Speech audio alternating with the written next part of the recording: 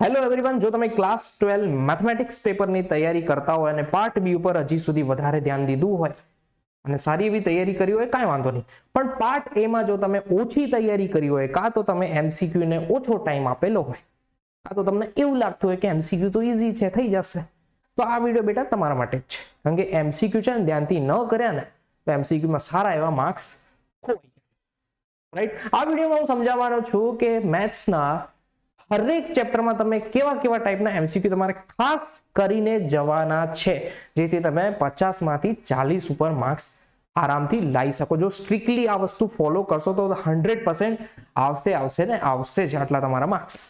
Right, એનાથી પહેલા કે જો તમે વોટ્સઅપ ગ્રુપમાં જોઈન ના થયા હોય તો વિડીયોના ડિસ્ક્રિપ્શનમાં વોટ્સઅપ ગ્રુપની લિંક દીધેલી જ છે, એમાં જોઈન થઈ જજો. ચેનલ સબસ્ક્રાઇબ ના કરી હોય તો ચેનલ સબસ્ક્રાઇબ કરી લેજો, કારણ કે આ ચેનલમાં તમારા માટે હરેક સ્ટ્રેટેજી આવતી હોય છે.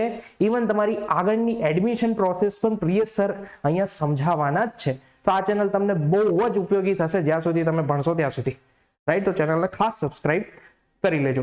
ઇવન જો તમે બોર્ડ અને ગુજકેટની તૈયારી કરવા માંગતા હો તો પ્રિયેશ સર વિદ્યાપીઠ એપ્લિકેશનમાં તમારા માટે બોર્ડ અને ગુજકેટ રિલેટેડ જેટલા બી વિડીયોઝ, ડીપીપી બધું જ ફ્રીમાં અવેલેબલ છે, તો એનો પૂરેપૂરો યુઝ કરો. Right, that's it. હવે આપણે આગળ વાત કરીએ કે મેથ્સના એમસીક્યુ તમારે કેવી રીતે જો તૈયારી કરવી હોય હવેથી તો કેવી રીતે તૈયારી કરવી જોઈએ. Let us start. Chapter number 1 ની વાત કરીએ. ઓકે, ચેપ્ટર નંબર 1 ની વાત પછી કરશું. પહેલા એક બેઝિક સ્ટ્રેટેજીની વાત કરીએ કે તમારે 50 માંથી 50 એમસીક્યુ સિલેક્ટ કરીને આવવાના. ખાસ યાદ રાખજો આ વસ્તુ. ટાઈમ ઓછો થયો કે ગમે તે થયું, પણ છેલ્લે તમારે 50 માંથી 50 એમસીક્યુ સિલેક્ટ કરવાના. એટ ધી એન્ડ 10 મિનિટ તમને એવું લાગે 10 મિનિટ પહેલા બેલ વાગે કે આ તો 10 મિનિટ તમને અંદાજ આવી જાય કે હવે 10 જ મિનિટ બાકી છે, તો બધું છોડી સોલ્વ બોલ જેટલા બી ક્વેશ્ચન તમારા બાકી હોય સોલ્યુશન છોડીને તમે ટીક કરવાનું ચાલુ કરી નાખો, જો ટીક ના કર્યા હોય તો. કારણ કે આમાં જો શું થશે કે એમસીક્યુ તમે સોલ્વ કરવાના છોડ્યા અને એક બી ટીક કરવાના છોડ્યા એના ચલો આ એમસીક્યુ રહી ગયા એટલા, તો તમારાથી મોટું મૂર્ખ કોઈ નહીં હોય. કારણ કે એટલા એમસીક્યુ ના તમારા માર્ક્સ એમનેમ જ જતા રહેશે. સમજે, ક્યારેક એવું બી બને કે તમે સોલ્વ કરતા જાઓ પણ આગળના બધા ટીક જ ના કર્યા હોય, છેલ્લે પેપર લાઈન જતું રહે. ના, જે આવડતું હતું, જે તમે ટીક કરીને રાખ્યા હતા એવી તમે ટીક ના કરી શક્યા, ગોળ કુંડાળું ના કરી શક્યા, તો બી પ્રોબ્લેમ. તો આ વસ્તુનું ધ્યાન રાખજો. ગમે તે થાય, એટ ધી એન્ડ પહેલા કલાકમાં તમારે 50 એમસીક્યુમાં ગોળ કુંડાળા થઈ જવા જોઈએ.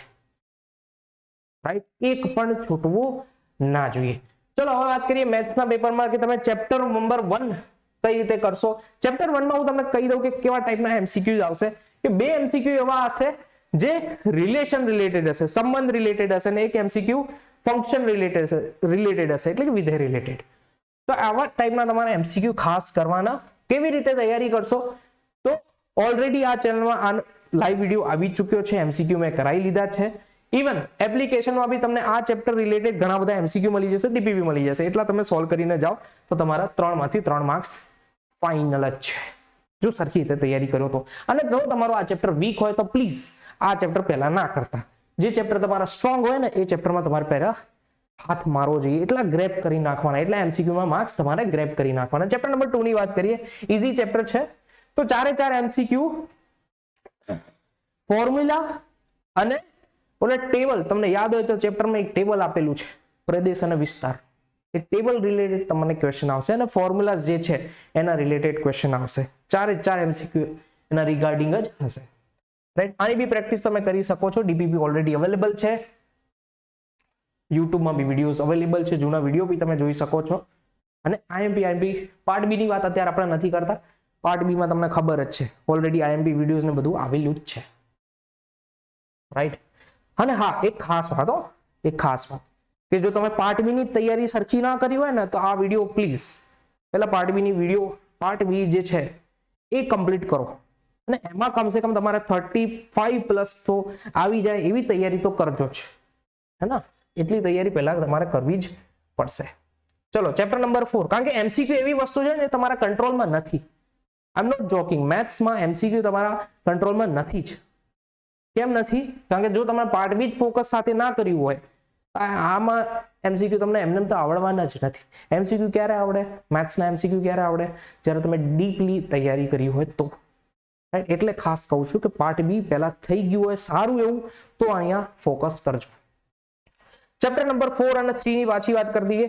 બહુ સિમ્પલ ક્વેશ્ચન અને બહુ ઈઝી ક્વેશ્ચન છે. તો આ બે ચેપ્ટર તો તમારે ના જ છોડવા જોઈએ. 8 માર્ક્સ આવી જ જવા જોઈએ. અને હા બટ ટોટલ 12 માર્ક્સ તો અહીંયા જ થઈ ગયા જો આ ચેપ્ટરને ના ગણીએ તો.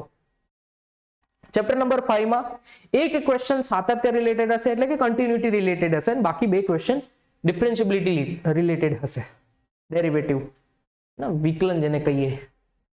ચેપ્ટર નંબર 6 બહુ ઇન્ટરેસ્ટિંગ ટોપિક ચેપ્ટર છે. કશું જ ના કર્યું હોય ને તો છેલ્લે શું કરીને જજો કે ઇન્ક્રીઝિંગ ડિક્રીઝિંગ ઘટતું વિધેય, પછી રેટ ઓફ ચેન્જ ફેરફાર, દરમાં થતો ફેરફાર, એવા બધા ટોપિક જે છે, મહત્તમ ન્યૂનતમના નાના ક્વેશ્ચન્સ.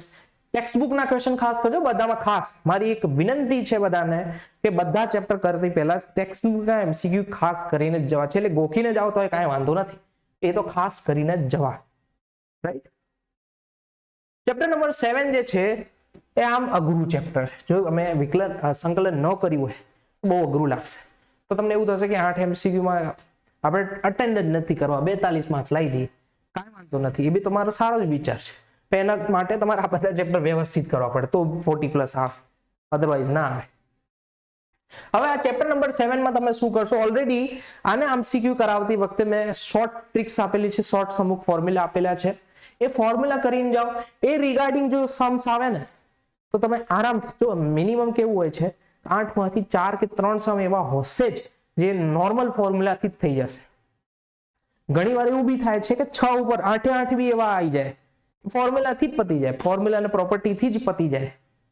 ફોર્મ્યુલા અને પ્રોપર્ટી કરીને જાઓ એમસીક્યુ માટે, બીજું કાંઈ ખાસ કરવાની જરૂર નથી. અને એ રિલેટેડ એમસીક્યુ સોલ્વ કરજો. એવું નહીં કે ખાલી ફોર્મ્યુલા સરે કીધું તો ફોર્મ્યુલા જ કરી દેવાનું. તમને નહીં ખબર પડે કયો એમસીક્યુ કયા ફોર્મ્યુલાથી થશે, ફસાઈ જશો. એટલે એની બી પ્રેક્ટિસ કરીને જજો ખાસ. તો તમારે 8 માંથી આ જો ના આવડતું ચેપ્ટર છે એમાં પણ 8 માં બી તમે 4 લાવી શકશો, 4 માર્ક્સ. નથી આવડતું તો બી આ બધી વસ્તુ છે. એક ચેપ્ટરમાં અમુક ફોર્મ્યુલા તમારે કરીને જવાના જે તમને સેકન્ડોમાં આન્સર દઈ દેશે. ક્વેશ્ચન જે હશે એમસીક્યુ સેકન્ડોમાં તમને આન્સર મળી જશે જો ફોર્મ્યુલા બધા આવડતા હશે. આની ટ્રીક ઓલરેડી વિડીયોમાં મેં બતાવેલી જ છે. આ ચેપ્ટરની ટ્રિક્સ ઓલરેડી ચેપ્ટરમાં બતાવેલી જ છે. એ ખાસ કરીને જજો, ડીપીપી સોલ્વ કરીને જજો. ચેપ્ટર નંબર 9 માં વાત કરીએ તો બહુ સ્પેશિયલ ચેપ્ટર છે. એમાં 3 ટાઈપના એમસીક્યુ, 2 ટાઈપના એમસીક્યુ તો હંમેશા હોય ને હોય જ. એક કક્ષાવાળો, એ કક્ષા કેટલી છે, જે બી વિકલ સમીકરણ છે એની કક્ષા કેટલી, ઇંગ્લિશમાં order and degree, order and degree કેટલી છે. એક એમસીક્યુ આવશે. બીજો એમસીક્યુ આવશે કે સ્વૈર અચળાંક, ઇન્ટિગ્રેટિંગ ફેક્ટર શું છે આનો, બીજો એ ટાઈપનો એમસીક્યુ આવશે. ત્રીજો એમસીક્યુ આવશે કે આર્બિટ્રી કોન્સ્ટન્ટ, બીજો એમસીક્યુ આવશે આર્બિટ્રી કોન્સ્ટન્ટ, સ્વૈર અચળાંક. ત્રીજો એમસીક્યુ આવશે સંકલ્યકારક અવયવ વાળો, ઇન્ટિગ્રેટિંગ ફેક્ટર વાળો. 3 એમસીક્યુ ફિક્સ હોય. ચોથો એમસીક્યુ આવશે નોર્મલ એક સમ હશે કે આને તમે સોલ્વ કરો. એવી ટેક્સ્ટબુક નો જ હશે ખાસ. ટેક્સ્ટબુકના એમસીક્યુ ખાસ હો, એ કર્યા વગર જશો ને તો બહુ પસ્તાશો.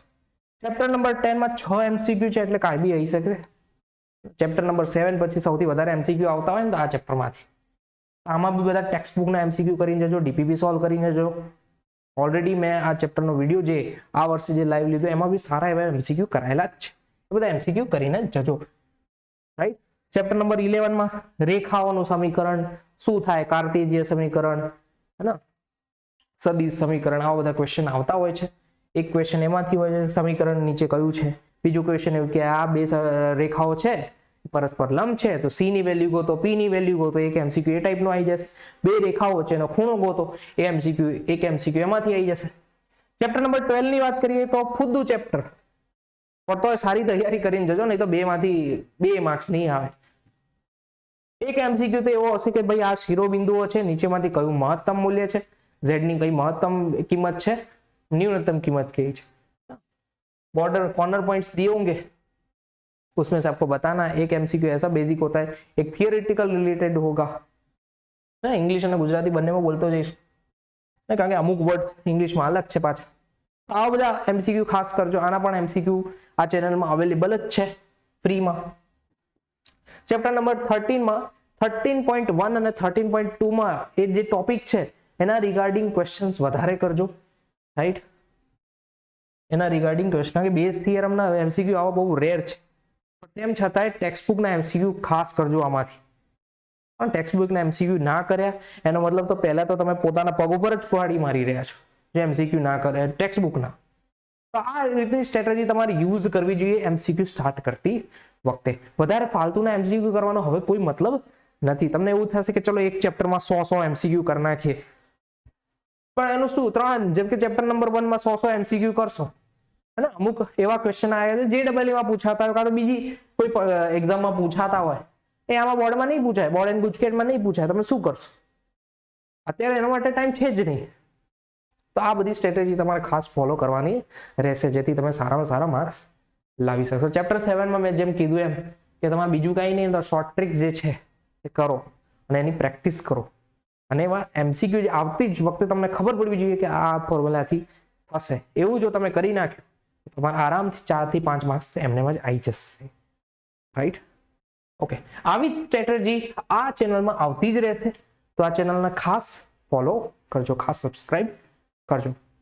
ત્યાર સુધી તમને બધાને મારા ગુડ બાય.